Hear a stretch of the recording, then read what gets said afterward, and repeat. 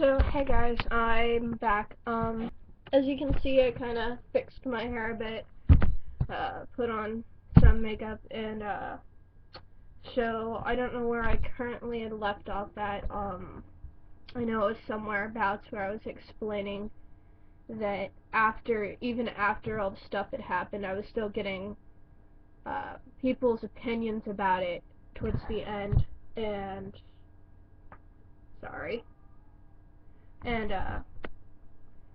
so, sorry, my cat's crying. And so after that, the next year was about rolling around, and the guy had finally left me alone. He had actually dropped out of the high school, along with my best friend Casey. And she's actually here on YouTube. You can look her up at Casey Cupcakes. Those are older videos. I don't know her newest account because we stopped talking about the time she started going to Discovery. I'm saying a lot. Yay, and so after that, her grandfather had died in early October, and then so that was a really hard day for the both of us because I knew her grandfather and he was a really, really sweet, nice guy. Um, so that really did suck.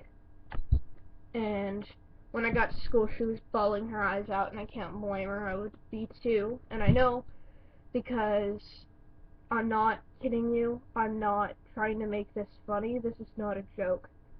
My grandfather literally died less than 24 hours later. And that was horrible. And then I ended up calling her after school when I had found out, and it was scary how both of us lost our grandfathers within that time. It was really weird. And so I left for about a week to go to the funeral because my grandfather lived in Idaho. And that week was pretty much spent holding up my family. I don't think I cried really at all then, which is why I think I cry now so much about it. My dad had fell completely apart. My mom and sister didn't want to talk to anybody, didn't want to be near anybody. I was pretty much the only stable person able to handle it the way I did. And I went that whole entire time without any form of self-harm or anything, which is really difficult because that becomes your only outlet. So whenever you feel down, that's instantly what you want to do. Like when people are upset who are smokers, they instantly reach for a cigarette. This is pretty much the exact same thing, and it's extremely addictive. And so I was going through pretty much, I hate to say it, but they were pretty much withdrawals during that time. And I came back and everyone was just like, well, you were expecting him to die. Okay, I'm gonna tell you something. My grandfather is not my biological grandfather. He was the man my grandmother of my mom's mom married. He was about 51, and we have no clue why he died. He had been to the doctors about 3 days prior, who gave him a clean bill of health. So when I came back to school and I had found out that a teacher had died, I told the teachers there that I understood because of my loss, and they were like, well, you don't know what it's like to lose somebody completely out of the blue. You were expecting him to die. I'm like, no, I wasn't. And so I dealt with that, and I continued to deal with that until the end of the year. And so after that, my cat died. She was pretty much my everything, and getting the dings to my phone, and she didn't die, like, out of the blue. Like, well, she did die out of the blue. That was part of the problem. She was perfectly fine all day. Perfectly peachy. And, I had gotten to a fight with my parents that night. And so I went to my room, and I get a knock on my door. And I open my door, and I'm like, what is it? I don't really want to talk right now. And my dad walks into my room, and he goes, your cat is dying. And so I rushed out to the living room to find her heaving like she can't breathe.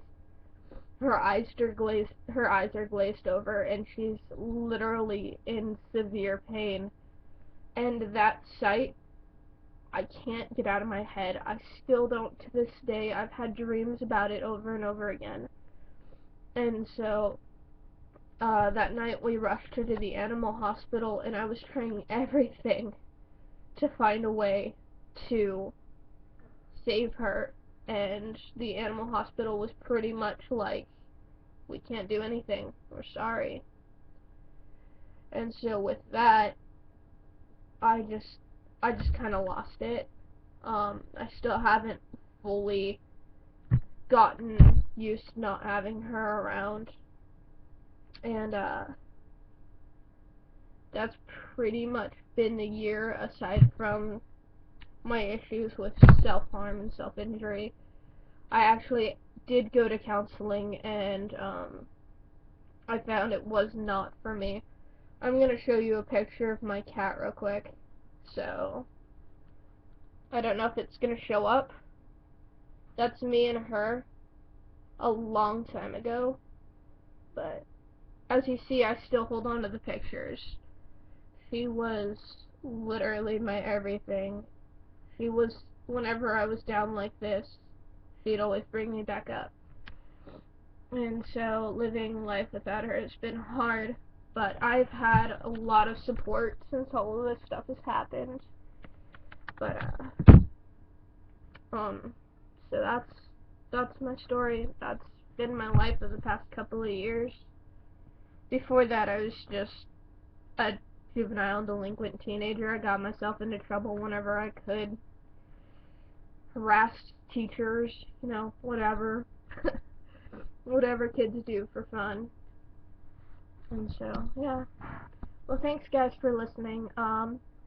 If you don't mind, if you could just subscribe, that would be wonderful. Not that my videos are anything worth watching, but you know, if you're bored or whatever, I'm here. I would love suggestions for new videos. You can ask me just about anything, and I'll do my best to reply. Thank you. Goodbye.